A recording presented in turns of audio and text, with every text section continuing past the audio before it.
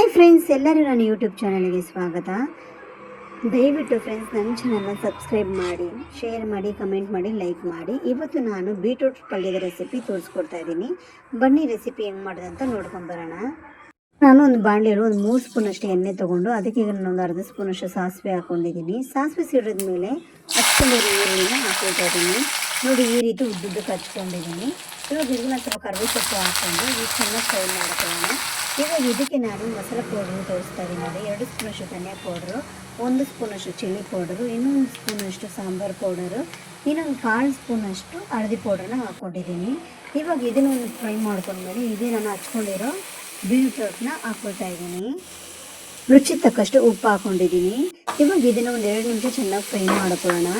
ಇವಾಗ ಫ್ರೆಂಡ್ಸ್ ಇದಕ್ಕೆ ನಾನೀಗ ಒಂದು ಅರ್ಧ ಕಷ್ಟಷ್ಟು ನೀರು ಹಾಕ್ಕೊಂಡು ಇವಾಗ ನಾನೀಗ ಒಂದು 15 ನಿಮಿಷ ಇದನ್ನು ಬೇಯಿಸ್ತಾ ಇದ್ದೀನಿ. ಒಂದು 15 ನಿಮಿಷ ಬೇಯಿಸ್ಕೊಳ್ಳೋಣ.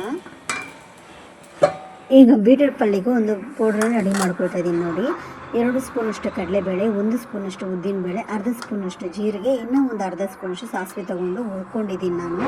ಇವಾಗ ಇದನ್ನು ನಾನಿವಾಗ ಪೌಡ್ರ್ ಮಾಡ್ಕೊಳ್ತಾ ಇದ್ದೀನಿ. ಇವಾಗ ನೋಡಿ, ಬೀಟ್ರೂಟು ಒಂದು 15 ನಿಮಿಷ ಬೇಯಕ್ಕೆ ಇಟ್ಟಿದ್ದಲ್ವ, ಅದು ಬೆಂದಿದೆ. ಇವಾಗ ಅದಕ್ಕೆ ನಾನೀಗ ಪೌಡ್ರನ್ನ ಹಾಕ್ಕೊಳ್ತಾ ಇದ್ದೀನಿ, ಕಡಲೆಬೇಳೆ ಪೌಡ್ರನ್ನ. ಇವಾಗ ಇದನ್ನ ಚೆನ್ನಾಗಿ ಫ್ರೈ ಮಾಡ್ಕೊಳ್ಳೋಣ ಫ್ರೆಂಡ್ಸ್. ಈ ಕಡಲೆಬೇಳೆ ಪೌಡ್ರ್ ಹಾಕೊಂಡು ಮಾಡಿದ ಟೇಸ್ಟ್ ಮಾತ್ರ ನಿಜವಾಗ್ಲೂ ತುಂಬ ಚೆನ್ನಾಗಿತ್ತು. ನೀವು ಒಂದ್ಸರಿ ಮನೇಲಿ ಟ್ರೈ ಮಾಡಿ ನೋಡಿ. ನನ್ನ ರೆಸಿಪಿ ನಿಮ್ಗೆ ಇಷ್ಟ ಆಗಿದ್ರೆ ಶೇರ್ ಮಾಡಿ, ಕಮೆಂಟ್ ಮಾಡಿ, ನನ್ನ ಯೂಟ್ಯೂಬ್ ಚಾನಲ್ನ ಸಬ್ಸ್ಕ್ರೈಬ್ ಮಾಡಿ. Thank you. Bye bye.